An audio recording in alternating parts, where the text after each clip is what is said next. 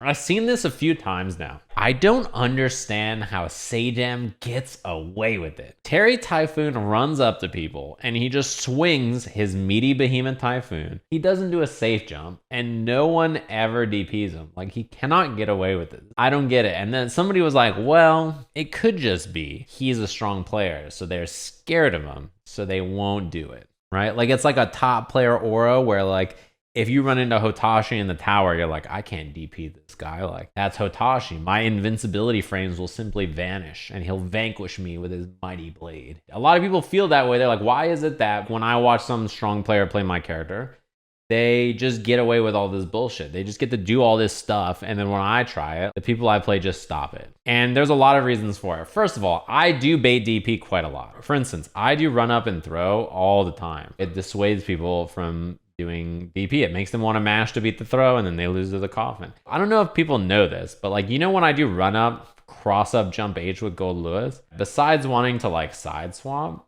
the reason I do that is because it beats DP and it beats most reversals besides Leo flash kick. I also do safe jump people or bait DP. The thing is I just probably bait the DP and then if it doesn't come out, I delayed button or delayed throw or whatever. Or my pressure like has drone or something. You know, I don't care if they DP me because the drone's still gonna hit. DP is an answer that I do think about, but also until they represent the option often, I don't really like worry about it that much. I usually have things that prevent the DP from mattering. And also, every time I swing a Typhoon, I FD cancel in case it clashes with a DP. It's so easy to fall into that trap though. So many people fall into that mindset of like, dude, when I watch this guy play this character, he just jumps around and never gets anti-air. And the reason is they are doing something to avoid that situation happening. They have a plan, or the way they play, or the way they move, or the way they do something is creating a problem for their opponent. And instead of thinking to yourself, people respect them because of X or Y, you should be thinking, how do I also get away with that? I play the game in heaven with many different Heidi account names, and I play many different fighting games off stream all the time. I play the same way. It's not like my playstyle changes. So how do I get away with it other ways? It's right. The answer is mind control. Yes. Simply mind control. People ask me like, how do you just run at people and wild throw them with soul? I used to always get asked that when I played plus R. And the answer is because I fucking run and do far slash in 5H or 2S or 2D or raw GVs or like riot stamps, and like I'm doing all kinds of wild shit.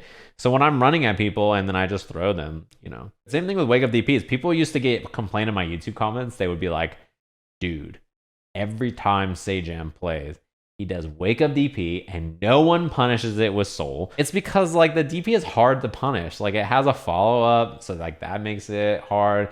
And the game's really fast, and like in scrambles, it's quite difficult to always have the answer ready.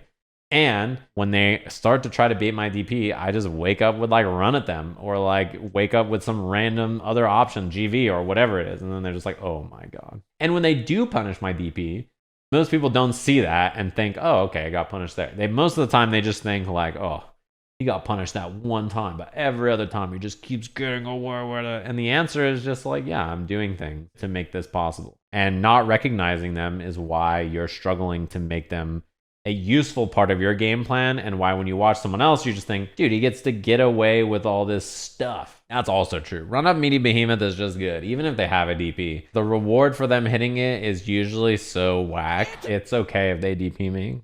I have some shit planned for that. Sometimes that can happen too, where maybe at your level of player, some option is very common and you're like, okay, how do I stop this? And you go watch footage, and at a high level, they don't do it. And you're like, why are they not doing this at a high level? And it's probably because somewhere along the way, that option got solved, but you just haven't seen them run into it. That's a key thing about improving too. It's not just finding stuff that other people who play the character that are good with, but like finding stuff similar to your playstyle that's good. Sometimes when you watch people, they don't have the same playstyle as you, so you can't pick up their strategy one-to-one, because things that work well in their strategy might not work well in yours. Top player privilege that you're thinking is like, how do they get away with it? They must get away with it because people over-respect them.